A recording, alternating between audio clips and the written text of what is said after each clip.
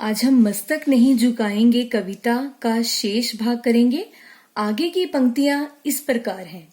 वीर प्रसू माँ की आंखों के हम नवीन उजियाले हैं। वीर प्रसू वीरों को जन्म देने वाली। नवीन का अर्थ नया, उजियाले उजाला। यहाँ कवि भारत माता की बात कर रहा है। इसकी भूमि पर कई वीरों ने जन्म लिया, जिन्होंने भारत माँ की आन और शान के लिए अपना सब कुछ न्यौछावर कर दिया। इस पवित्र भूमि पर जन्म लेने वाले वीर युवा भारत माता की आंखों के नवीन उजियाले हैं, अर्थात भारत को विकास की राह पर आगे ले जाने वाला युवा वर्ग भारत माँ की आंखों का उजियाला है, आशा की नई किरणें हैं। गंगा यमुना हिंद महासागर के हम रखवाले हैं। गंगा यमुना भारत की प्रमुख नदियां हैं। गंगा नदी को उत्तर भारत की अर्थव्यवस्था का मेरुदंड भी कहा जाता है। हिंद महासागर विश्व के 7 महासागरों में से एक है। ये दुनिया का तीसरा बड़ा सागर है और ये हमारे भारत देश की शान है। हमारे युवा वर्ग गंगा यमुना हिंद महासागर के रक्षक हैं, अर्थात नव युवक हिमालय से लेकर हिंद महासागर तक और गंगा यमुना आदि पूरे देश की पहरेदारी करते हैं।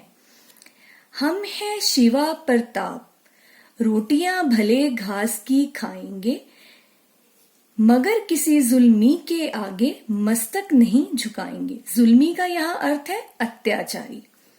हम हैं शिवा प्रताप। शिवाजी और महाराणा प्रताप का नाम इतिहास में वीरता के लिए अमर है। शिवाजी भारत के महान राजा थे। उन्होंने मराठा साम्राज्य की नींव रखी थी। उन्होंने कई वर्षों तक औरंगजेब की मुगल सेना से संघर्ष किया। वहीं महाराणा प्रताप मेवाड़ के हिंदू राजपूत शासक थे। वे एक सच्चे देशभक्त थे। उन्होंने अकबर की अधीनता कभी स्वीकार नहीं की। प्रताप की वीरता ऐसी थी कि उनके दुश्मन भी उनके युद्ध कौशल के कायल थे।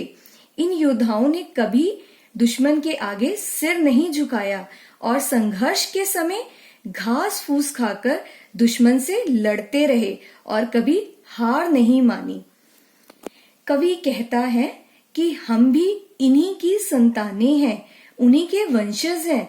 हमें भी उनके जीवन से यही प्रेरणा लेनी चाहिए कि जैसे वे मातृभूमि की रक्षा के लिए भूखे प्यासे तक सब कुछ भूल गए थे और घास खाकर गुजारा किया था, हमें भी इन्हीं महापुरुषों की तरह हमेशा बलिदान और त्याग के लिए तैयार रहना चाहिए।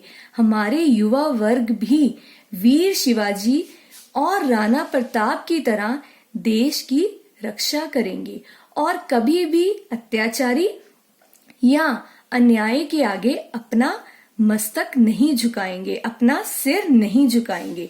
तो इस कविता में कवि ने भारतवासियों की वीरता, धीरता, गंभीरता और स्वाभिमान आदि गुणों का उल्लेख किया है।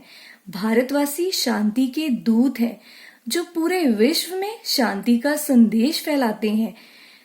आज भारत का युवा सजग है। वे शोषण के आगे अपना सिर नहीं झुकाएगा।